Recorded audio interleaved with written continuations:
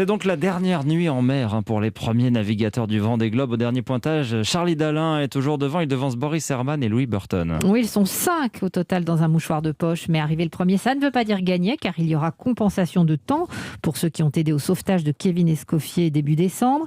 La direction de course est au centre de toutes les attentions. Corinne Boulou, au Sable d'Olonne pour Europe 1. Ils sont 4 à se relayer toutes les 8 heures dans une salle du PC Course située à quelques mètres du ponton d'honneur qui accueillera bientôt les premiers arrivés. Concentrés pour répondre aux messages du large, attentifs au dernier pointage des positions et aux demandes de plus en plus pressantes sur les estimations d'arrivée. Le directeur de course, Jacques Carès, embarquera en fin d'après-midi pour aller se poster sur la ligne d'arrivée, chrono en main. Primordial quand on sait que la victoire peut se jouer à quelques minutes près.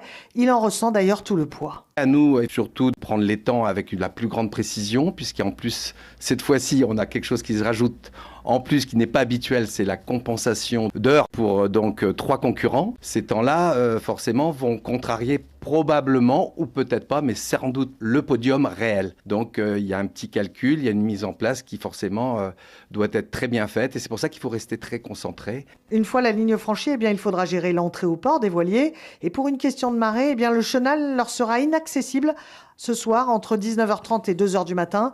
Décidément, sur cette fin de course, tout est affaire de patience. Voilà. Les Sables d'Olonne, Corinne Boulou, Europe 1. Les premières arrivées, c'est donc ce soir si tout va bien. Et on y revient avec Jérôme Lacroix, bien sûr, dans la page des sports tout à l'heure à 6h10. C'était Hélène Zellani pour le journal.